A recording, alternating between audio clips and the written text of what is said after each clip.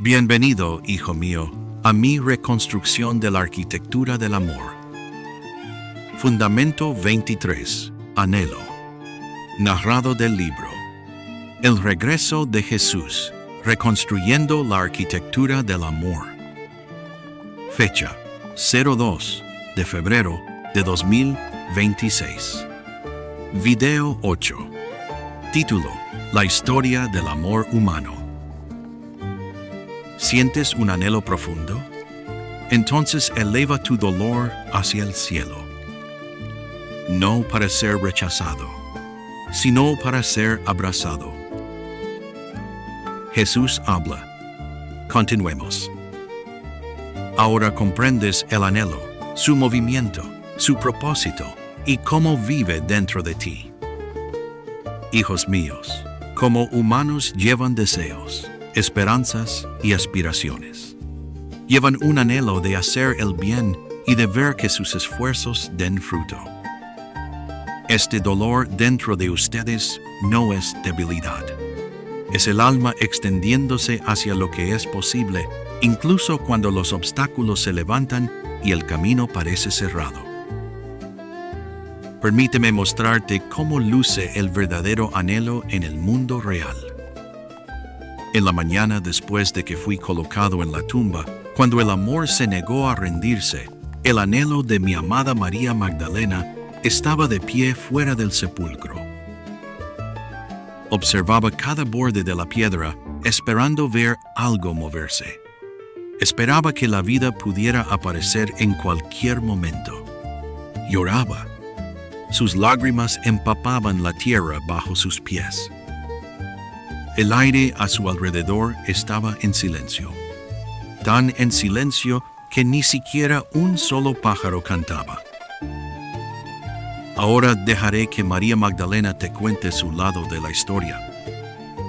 Momento a momento, en sus propias palabras. Y verás que este mismo anhelo ha aparecido antes, en otros corazones, en otros lugares, a través del tiempo. Yo soy María Magdalena y esta es mi historia. La historia de la mañana en que el amor parecía enterrado y sin embargo volvió a levantarse.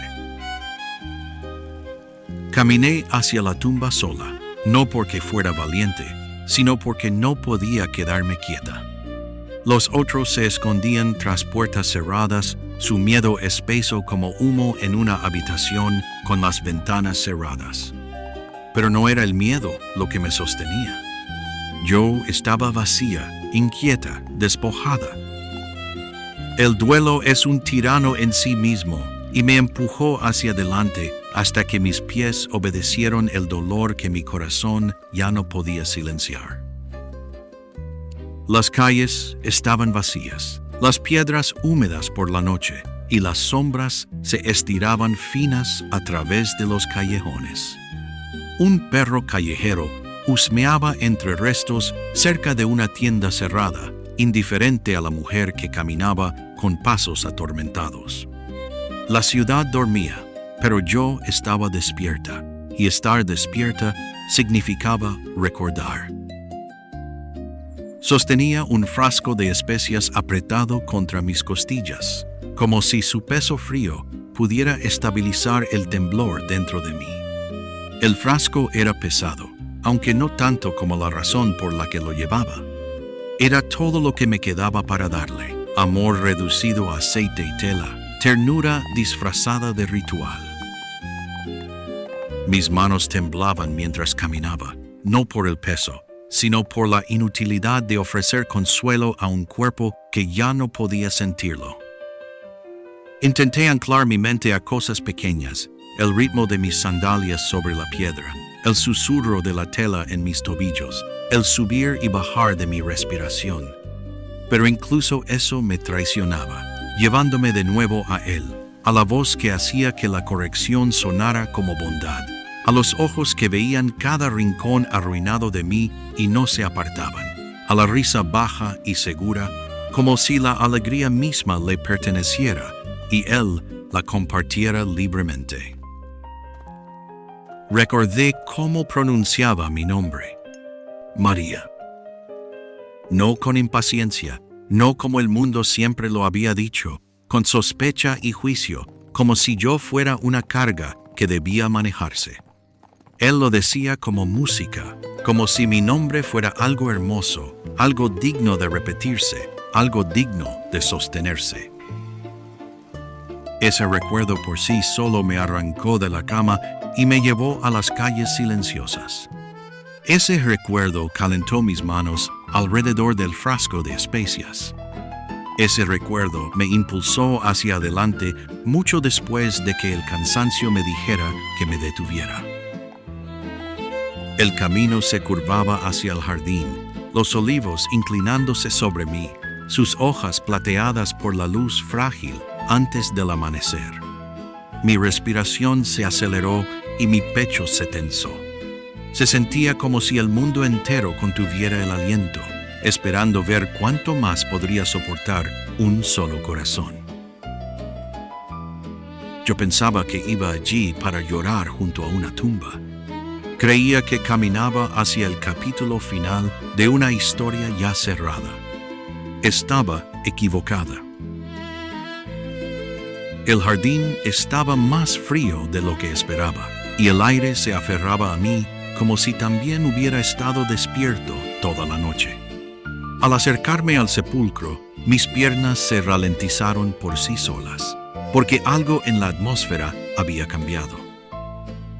El mismo silencio se inclinaba hacia adelante, escuchando. Entonces lo vi. La piedra estaba removida. La tumba se abría como una herida en la colina que debía haber permanecido sellada. El frasco de especias se deslizó de mis brazos y se hizo añicos contra el suelo con un crujido agudo que rasgó el silencio. El perfume estalló hacia arriba en una nube viva y repentina, dulce y feroz y dolorosamente hermosa, demasiado viva para la muerte y demasiado fragante para el duelo.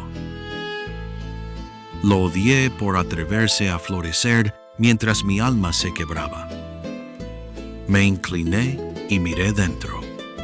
Sombras frías, lienzos doblados en silencio, dejados con intención, pero nadie, ningún rostro amado. El lugar donde esperaba caer y llorar estaba vacío. Mi corazón golpeó contra mis costillas y retrocedí tambaleándome hacia el jardín, con las lágrimas nublándolo todo. Quise gritar su nombre hacia el cielo, pero el sonido se estranguló antes de salir. El mundo me lo había arrebatado una vez, y ahora había robado incluso la dignidad del duelo. Entonces lo vi, un hombre de pie entre los árboles, su silueta suavizada por la luz gris y temblorosa del amanecer. Parecía un jardinero, alguien que pertenecía a la tierra, cuyas manos modelaban vida desde el suelo. Mi dolor se extendió hacia él como una mano que se ahoga y rompe la superficie. Le supliqué que me dijera dónde estaba él, prometiendo que yo misma lo traería de vuelta.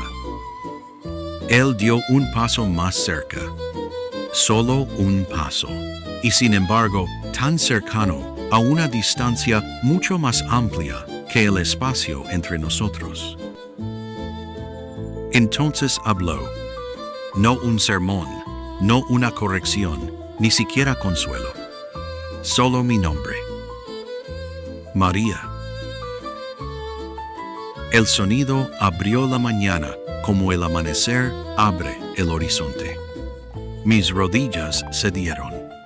Era mi nombre, pero pronunciado como si en toda mi vida nunca lo hubiera escuchado correctamente, como si todas las veces anteriores hubieran sido un eco y esta fuera el origen. Su voz me devolvió a mí misma, me devolvió a él, me devolvió todo lo que creía haber perdido. La mañana se reordenó. El jardín volvió a llenarse de aliento. Y de repente mi nombre ya no me pertenecía solo a mí. Le pertenecía a Él, y en su boca se volvió santo. Corrí hacia Él sin razonar y sin contenerme, solo amor. Mis brazos encontraron su manto, y bajo él calor, aliento y fuerza. No recuerdo, no esperanza. Él, vivo.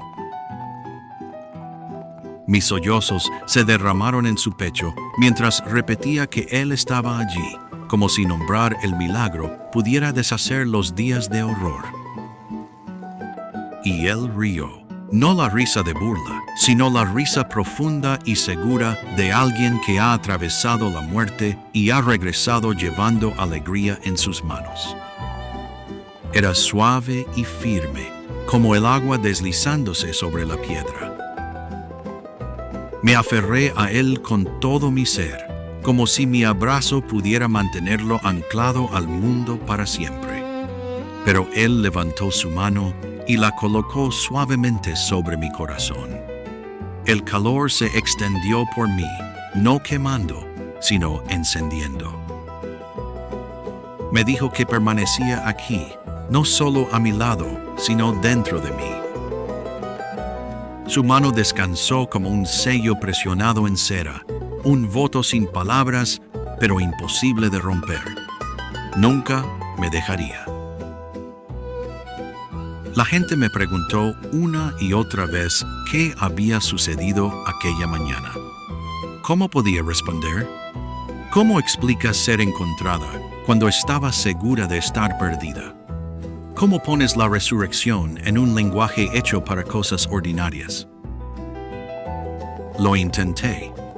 Les hablé del jardín, del aire frío pegado a mi piel, de la piedra removida como una página que se da vuelta sola.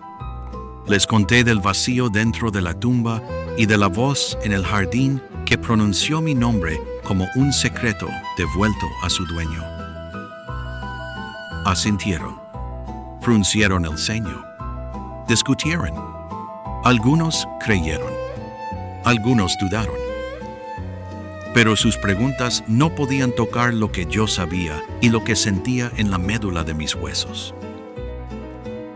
El amor es más fuerte que la muerte. El amor es más fuerte que la desesperación.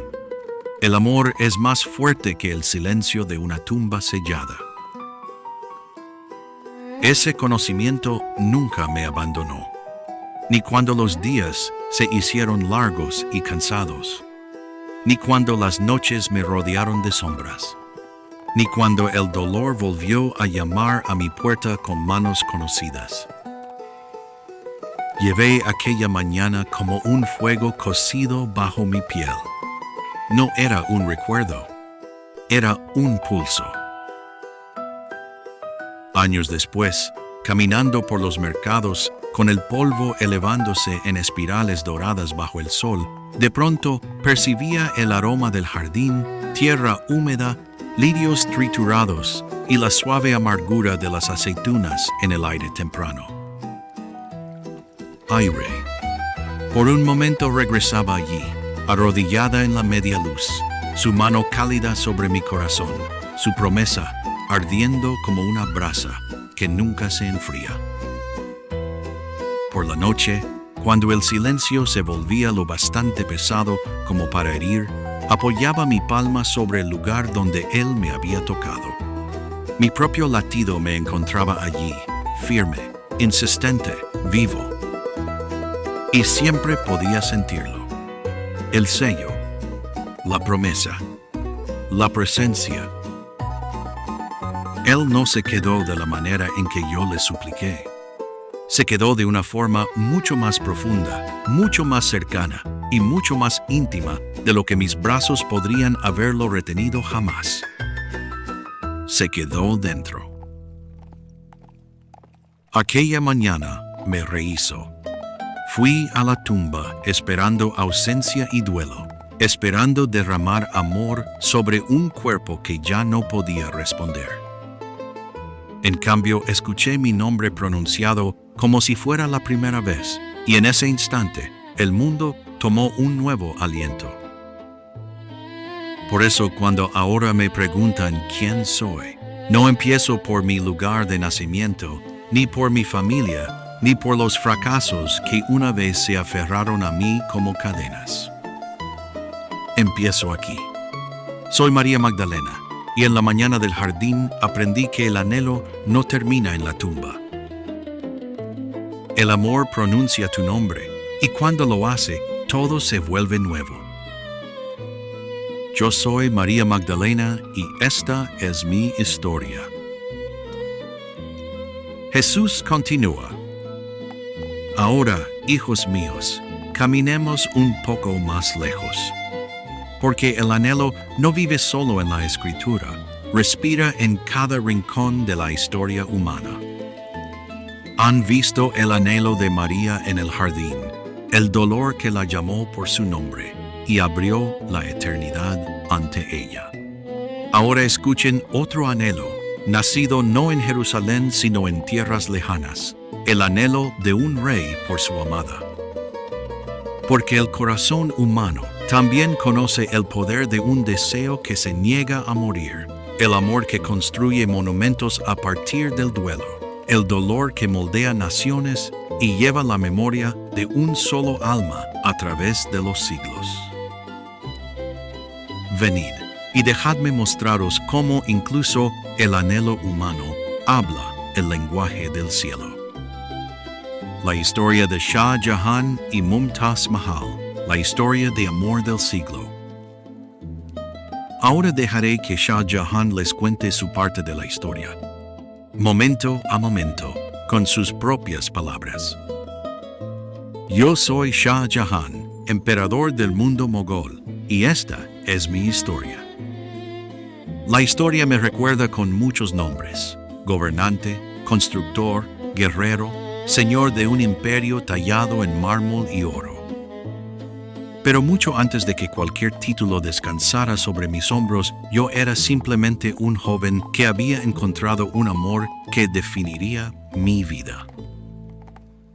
Su nombre era Arjumand Banu Begum, pero para mí, ella era Mumtaz Mahal, la elegida del palacio, la mujer por quien mi corazón aprendió su verdadero lenguaje. La vi por primera vez en el bullicioso mercado de Agra, un lugar vivo con mercaderes cantando precios, sedas ondeando como atardeceres capturados y el aire espeso de cardamomo y rosa. Ella tenía 15 años. Yo tenía 16. Se movía entre bandejas de perlas y rollos de telas brillantes, y en ese instante, cuando sus ojos oscuros se encontraron con los míos, el mundo, con todo su ruido y color, quedó en silencio. El amor no siempre llega con trueno. A veces entra en silencio, tan suavemente como la seda deslizándose entre los dedos. Así fue como ella entró en mi vida. Pasaron años antes de que pudiera casarme con ella. El deber, la política y la maquinaria del imperio se interponían entre nosotros, pero el anhelo es paciente, y yo también lo era. Cuando por fin llegó el día, cuando entró en mi palacio como mi esposa, fue como si las mismas paredes se iluminaran, como si el mármol reconociera su propio futuro. Sí, tuve otras esposas, pues así se esperaba de un emperador.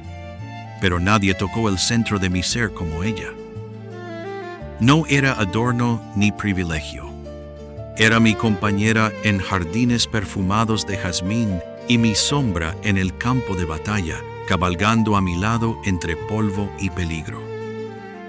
Me siguió a tiendas iluminadas por lámparas temblorosas, a noches densas de incertidumbre y guerra. Donde yo iba, ella iba. Donde yo combatía, ella oraba. Donde yo vacilaba, ella me sostenía. Otros se inclinaban ante mí. Otros me temían. Otros me alababan con lenguas ensayadas. Pero ella me miraba y veía solo a un hombre, imperfecto, esforzado, anhelante. Su honestidad era refugio. Su presencia era bálsamo. Su voz podía calmar tormentas dentro de mí que ejércitos enteros no podían silenciar. Durante 19 años no nos separamos. Ni una estación, ni una campaña, ni un solo giro de la luna. En su presencia yo no era un emperador rodeado de poder. Era simplemente un hombre bendecido más allá de toda medida, un hombre que había encontrado su segunda alma. Pero la belleza, por radiante que sea, es frágil, y el mundo, por dorado que parezca, es implacable. En el verano de 1631, en el calor de una campaña militar, mi amada Mumtaz entró en dolores de parto con nuestro 14º hijo. Sus gritos se elevaron a través de la lona de la tienda real, cortando el estrépito de los soldados y el viento cargado de polvo. En ese instante, antes de que algún médico pudiera hablar y antes de que algún sirviente se atreviera a acercarse, lo supe. Una sombra había entrado en la tienda y había venido por ella. Corrí a su lado, tomé su mano temblorosa entre las mías y sentí cómo la fuerza la abandonaba aliento tras aliento, latido tras latido que se desvanecía. Sus ojos buscaron mi rostro, no con miedo, sino con tristeza por la vida que no terminaríamos juntos. Tenía 38 años, demasiado joven para morir y demasiado amada para perderla. Y sin embargo, en aquella tienda apenas iluminada, rodeada de polvo, soldados y el pánico contenido de un ejército que retenía la respiración, exhaló la última. La mujer que había sido mi brújula, mi consejo, mi alegría y mi segunda alma se desvaneció como un susurro. En ese momento mi mundo se derrumbó. Yo, Shah Jahan, emperador del trono mogol, señor de ejércitos y dueño de ciudades y palacios, lloré como un niño. Durante 8 días no comí ni me bañé y no salí de mis aposentos. El dolor me vació por dentro, como si alguien hubiera metido la mano en mi pecho y hubiera arrancado el corazón que latía allí. Cuando finalmente volví a caminar hacia la luz, mi cabello se había vuelto blanco en una sola estación, una corona de nieve para un rey que ya no deseaba gobernar. Me dijeron que el imperio me necesitaba. Los consejeros hablaban de guerras, tratados, provincias e ingresos. Pero ¿qué es un imperio para un hombre cuya alma ha sido partida en 2? Cada jardín parecía marchito y cada canción sonaba como una ofensa. El palacio que antes brillaba de color ahora se sentía como un mausoleo. Por la noche presionaba su chal contra mi rostro, la tela aún conservando el leve aroma de rosas y sándalo, y al amanecer estaba húmeda por el peso de mis lágrimas. Mi duelo no fue una tormenta pasajera, fue un océano, y yo me estaba ahogando en él. Pero el anhelo, cuando es verdadero, lleva un poder propio. No resucita a los muertos, pero se niega a permitir que el amor desaparezca en el polvo. No podía traerla de vuelta, pero podía asegurarme de que el mundo jamás la olvidara. Podía tomar el amor que me había desgarrado y tallarlo en la eternidad. Así hice un voto, susurrado en la oscuridad de mi dolor y pronunciado ante el recuerdo de la mujer que había sido mi alma. Mumtaz Mahal, no se desvanecerá. Su nombre será escrito en piedra, en luz y en cielo para siempre. A orillas del río Yamuna, donde el agua se mueve como una oración silenciosa, ordené que se levantara un monumento. No una tumba, sino un testimonio. No un lugar de tristeza, sino un palacio para la memoria. Artesanos llegaron de todos los rincones del mundo, calígrafos persas, talladores turcos, geómetras árabes y maestros indios que conocían los secretos del mármol. 20,000 manos, cada una guiada por el anhelo, trabajaron bajo el sol. El mármol blanco llegó de Makrana, luminoso como luz de luna congelada. De tierras lejanas llegaron jade, jaspe, lapislázuli, turquesa y cornalina. Piedras que una vez adornaron reyes fueron incrustadas en los muros como flores que jamás se marchitarían. Durante 20 años la obra continuó. Las estaciones giraron. Los imperios cambiaron. Mi cabello se volvió más blanco y mis manos más cansadas. Pero el monumento se alzó lenta y firmemente, como si el anhelo mismo lo estuviera elevando pieza tras pieza reluciente. La cúpula se curvó hacia el cielo como la bóveda abrasadora del paraíso. 4 minaretes se alzaron en guardia, esbeltos e inquebrantables, centinelas destinados a proteger su descanso para siempre. En el interior, cada cámara fue moldeada no como muerte, sino como paraíso, con arcos floreciendo como pétalos, luz cayendo en suaves cascadas y muros susurrando versos incrustados. Este era el paraíso que no pude darle en vida, así que lo construí para ella en la muerte. Cuando estuvo terminado, cuando la última piedra fue pulida y la flor final incrustada en el mármol, la coloqué en el centro. Allí descansa aún, bajo la gran cúpula blanca que recibe el sol al amanecer y brilla como una perla en la noche.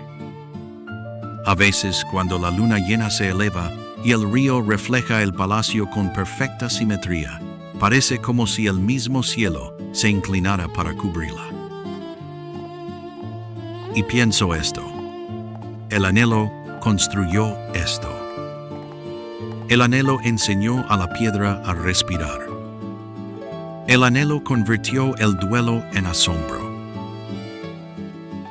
En los últimos años de mi vida, cuando mi barba se volvió plateada y mi fuerza menguaba como un río cansado, mi propio hijo me puso cadenas. El poder me traicionó, como el poder traiciona a todos los hombres al final. Pero ni siquiera la traición pudo separarme del único tesoro que me quedaba. Desde mi alta ventana de piedra en el fuerte de Agra, miraba a través del río Yamuna. Allí se alzaba su lugar de descanso, resplandeciente y blanco contra el horizonte. Día tras día y noche tras noche, contemplé el Taj Mahal. Brillaba al amanecer como una promesa, resplandecía al atardecer como una lámpara de misericordia y se plateaba bajo la luna como si el cielo mismo lo tocara con dedos suaves. La gente pensaba que sobreviví por terquedad, orgullo o una débil esperanza de libertad. Pero la verdad es más simple. El anhelo me mantuvo con vida. La curva de la cúpula, la silenciosa vigilancia de los minaretes y el mármol atrapando las estrellas se convirtieron en mi aliento, mi pulso y mi último lazo con este mundo. Cuando mi propio aliento finalmente se extinguió, cuando mi cuerpo aflojó su agarre y el mundo comenzó a oscurecerse en los bordes, me llevaron hasta ella. Me colocaron a su lado bajo la gran cúpula que había levantado en su honor esposo y esposa, dos almas reunidas en el silencio de la eternidad. El mundo lo llama una maravilla, una obra maestra, un palacio de mármol y luz. Pero para mí no es nada de eso. Es mi carta de amor a Mumtaz. Un voto tallado en piedra. Una promesa que ni siquiera la muerte pudo deshacer nuestra unión. Y ahora, incluso siglos después, cuando la luz de la luna se derrama sobre sus muros y los viajeros levantan la vista maravillados, me gusta pensar que no están viendo solo un monumento. Están viendo mi corazón, mi duelo, mi devoción y mi anhelo interminable e intacto. Si escuchas con atención, no con los oídos, sino con el lugar silencioso dentro de tu pecho, quizá oigas lo que las piedras aún susurran. Ella fue mi alegría. Fue mi corazón. Fue mí para siempre. Yo soy Shah Jahan, emperador del mundo mogol, y esta es mi historia. Jesús continúa. Tu anhelo, hijo mío, no es una falla del corazón. Es una ventana al anhelo de mi Padre por ti. Revela el propio deseo del cielo. ¿Ves? Ambas historias llevan la misma llama. María temblaba en un jardín, creyendo que el amor había terminado en la muerte. Shah Jahan se sentaba destrozado en su palacio, creyendo que la muerte lo había separado de la compañera de su alma. Dos personas, dos mundos, dos siglos de distancia. Y sin embargo, sus lágrimas sabían igual, y sus corazones ardían con el mismo vacío inquietante. ¿Por qué? Porque el anhelo no es debilidad. El anhelo es la ley escrita en el corazón humano. ¿Por qué arde con tanta fuerza? ¿Por qué se aprieta tan hondo contra tus costillas que apenas puedes respirar? Porque fuiste creado para la unión. Formé a la humanidad no para permanecer como fragmentos dispersos, sino para pertenecer unos a otros y a mí. Por eso, el dolor hiere tan profundamente cuando el amor es arrancado. No es solo el sufrimiento por la ausencia, es una herida contra el diseño. Considera el cuerpo. Cuando un hueso se rompe, todo el marco duele. No solo la fractura. Todo el cuerpo siente la ruptura. Así es el anhelo. Fuiste creado como un ser de unión, un corazón destinado a descansar en otro, un alma destinada a responder a otra, un espíritu destinado a respirar en ritmo con el mío. Cuando la unión se interrumpe, todo el ser clama. Por eso el anhelo arde. Es el testimonio de que nunca fuiste destinado a estar solo. Incluso tu alegría te enseña esta verdad. Piensa en los momentos en que te sientes más vivo, no en aislamiento, sino en abrazo, no en soledad, sino en conversación, no en posesión, sino en presencia. Una mano en la tuya, una mirada que susurra, te veo, te elijo, te conozco. Sin unión te sientes incompleto. Tienes sed del que falta, del que amas, del que perdiste, del que parece estar apenas fuera de alcance. Intentas silenciar el anhelo con ruido, con posesiones, con ocupaciones, con distracciones. Pero el anhelo es un fuego obstinado. Se niega a los sustitutos. No se inclina ante la ilusión. Y aquí está el misterio más profundo. El anhelo no es solo humano. El anhelo es divino. Yo también anhelo. Anhelo por ti. Me duele tu abrazo como a ti te duele el mío. Cuando sientas anhelo, no lo llames vacío. Llámalo diseño. Es el eco del Edén, donde una vez caminamos juntos en unión intacta. Es la atracción del cielo, donde caminaremos juntos de nuevo. Así que no desprecies tu anhelo. No lo maldigas. No huyas de él. El anhelo es prueba de amor. El anhelo es prueba de vida. El anhelo es la llama que se niega a permitirte conformarte con la soledad.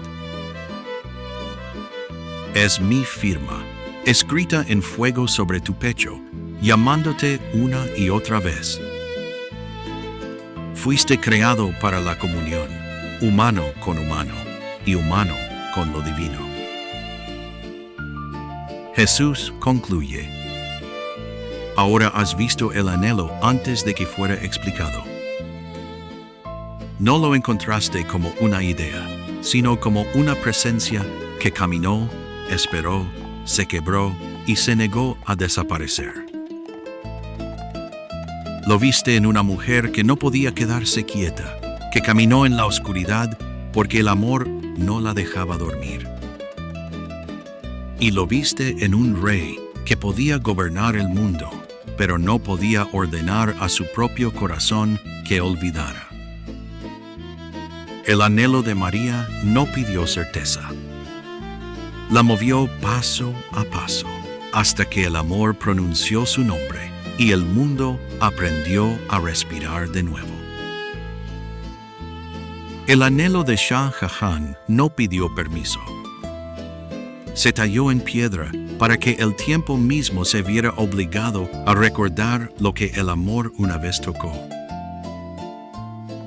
Vidas distintas, mundos distintos, el mismo fuego. Uno se paró ante una tumba vacía. Uno se paró ante una cama vacía.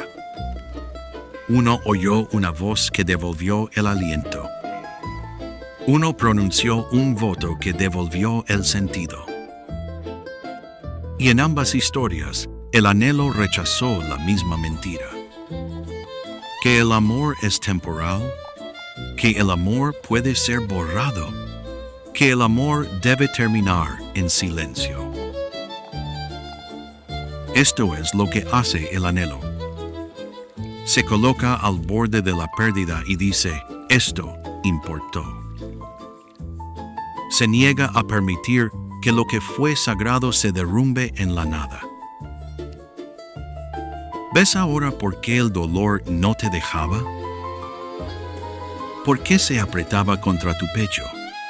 ¿Por qué se inclinaba hacia adelante como una llama buscando aire? ¿Por qué se sentía como una puerta que no quería cerrarse? Tu anhelo no es un defecto. No es un accidente. No es algo que deba silenciarse, medicarse o superarse. El anhelo es el testigo dentro de ti de que el amor es real. Es la prueba de que tu corazón fue creado para la unión, no para el aislamiento. Es la negativa de tu alma a aceptar el vacío como la última palabra. Por eso el anhelo arde. Por eso permanece. Por eso sigue señalando más allá de lo que puedes sostener. Y ahora, hijo mío, has visto el anhelo con claridad. No solo como dolor, sino como propósito. No como ausencia, sino como dirección. Así que no lo desprecies. No corras para escapar de él. No lo llames debilidad. Porque sin anhelo olvidarías lo que es el amor. Sin anhelo te conformarías con menos de aquello para lo que fuiste creado. Sin anhelo, el corazón humano cerraría lentamente sus puertas. Y esto es lo que te mostraré a continuación. ¿Por qué el anhelo no es opcional? ¿Por qué es esencial? ¿Por qué el corazón humano no puede vivir sin él? Y aquí es donde la historia continúa.